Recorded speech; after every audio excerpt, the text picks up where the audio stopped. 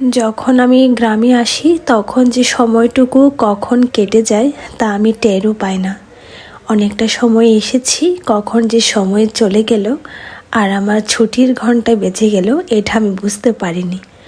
পরিবারের মায়া কাটিয়ে এখন আমার চলে যেতে হবে আমার গন্তব্যে, যেখানে আমি আমার ক্যারিয়ার স্থাপনের জন্য প্রস্তুত হচ্ছি।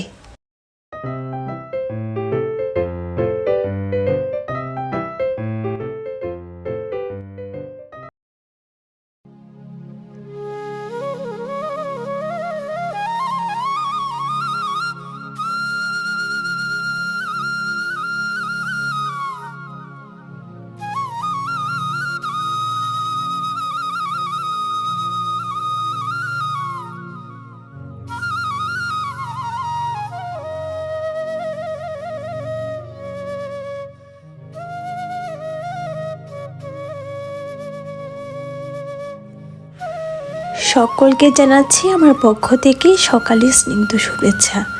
কেমন আছেন সবাই? গ্রামীণ জীবনের নতুন আরেকটি ভিডিওতে সকলকে স্বাগত জানাই। আশা করছি আমার পরিবারের ছোট বড় নতুন পুরাতন সকল সদস্যরা বেশ ভালো আছেন। ঘড়িতে এখন 7:45 বাজে। সকালে সমস্ত কাজ শেষ করেছে মা নিজে। আমি তেমন বেশি কিছু করিনি। একটু অসুস্থ রয়েছে আর একটু মনটা খারাপ, কেননা বাড়ি থেকে চলে যাব। সকাল সকাল খালি পায়ে হাঁটাচলা করছি। আমার গ্রামের বাড়িতে খালি পায়ে হাঁটতে বেশ ভালো লাগে। গত ভিডিওতে আপনাদের দেখিয়েছিলাম যে ধান খেতে যে জমিটুকু ছিল তখন ধান কিন্তু ছিল, কিন্তু কয়েকটা দিন অর্থাৎ একটা দিন মাঝখানে যেতে না যেতে এসে দেখলাম ধানগুলো কাটা শেষ হয়ে গেছে। আমি ভাবলাম ধান কাটার কিছু স্মৃতি আপনাদের সাথে শেয়ার করব, বাট আমি পারলাম না। কখন যে ধান এসে কেটে গেল এটা আমি বুঝতেও পারিনি। গ্রামের মানুষ কত অ্যাক্টিভ, তাই না?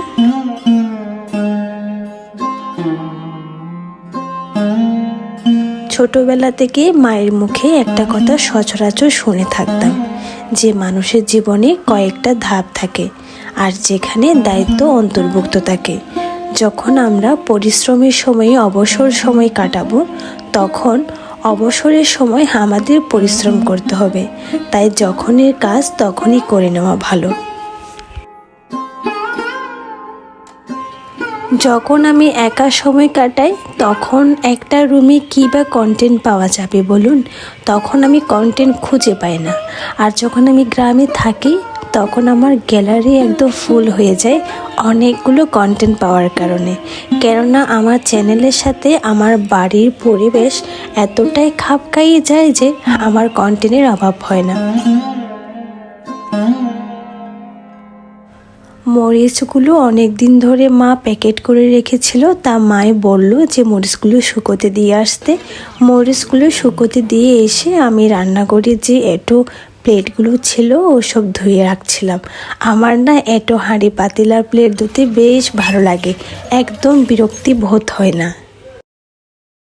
আর আমার ঘুম থেকে উঠে এঁটো হাঁড়ি পাতিলার প্লেট দেখলে মেজাজটা একদম খিটখিটে থাকে, তাই আমি সবসময় পরিষ্কার করে ঘুমোতে যাই রাতের বেলা।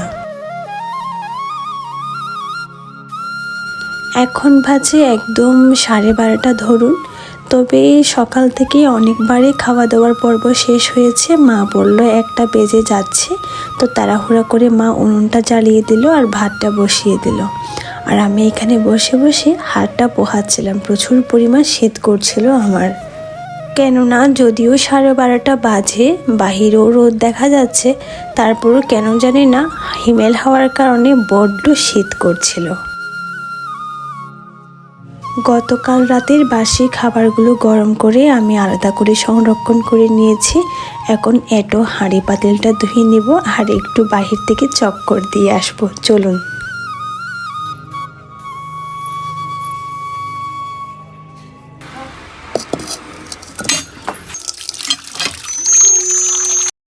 আপনাদেরকে তো এর আগে ভিডিওতে আমি জানিয়েছিলাম বাড়ি এখনও তৈরি করা হয়নি, তবে চারপাশ থেকে বর্ডারটা দেওয়া হয়েছে বাড়ি। তো বাড়িতে বিভিন্ন ধরনের গাছপালা রোপণ করা হয়েছিল, যেহেতু বাড়িটা একদমই পড়ে আছে। আর মা তো প্রচুর পরিমাণ গাছ রোপণ করতে পটু, এক কথায় বলা যায়।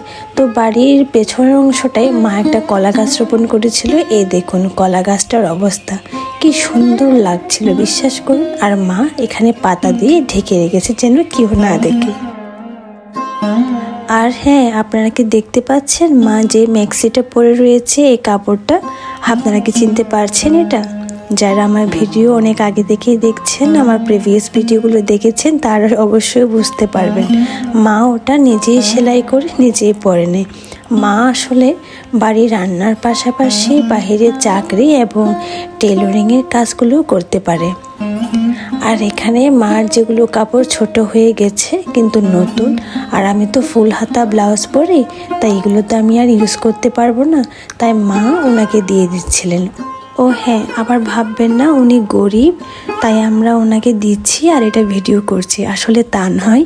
উনি গরিব না, উনি আসলে তেমনই, উনি আমাদের চেয়েও বেশি দান করেন অন্যান্যদের। কিন্তু কথা হচ্ছে মার সেই ব্লাউজগুলো ছোট হয়ে গেছে, তার কারণেই ওনাকে দিচ্ছে। মা আমাকে সবসময় বলে, মাকে যখন বিয়ে করে এই গ্রামে আনা হয়েছিল আর কি, তখন থেকেই নাকি মায়ের শাড়ি ব্লাউজ এগুলো এই ঠাকুমাটাই পরতো। তাই মা প্রত্যেকবার যখনই ব্লাউজ ছোট হয়ে যায় তখনই ওনাকে ডেকে এগুলো দিয়ে দেয়, আর উনিও সব সাদরই গ্রহণ করে। আর আমরা যখন খাওয়া দাওয়া করি ওনাকে ফেলেও কিন্তু আমরা খাই না। আর ওনাকে নতুন শাড়ি বা নতুন গিফটও আমরা দিয়ে থাকি, যেটা হয়তো এখনও পর্যন্ত ভিডিওতে ক্যাপচার করা হয়নি। প্লিজ আপনারা এই বিষয়টুকু নেগেটিভলি নেবেন না।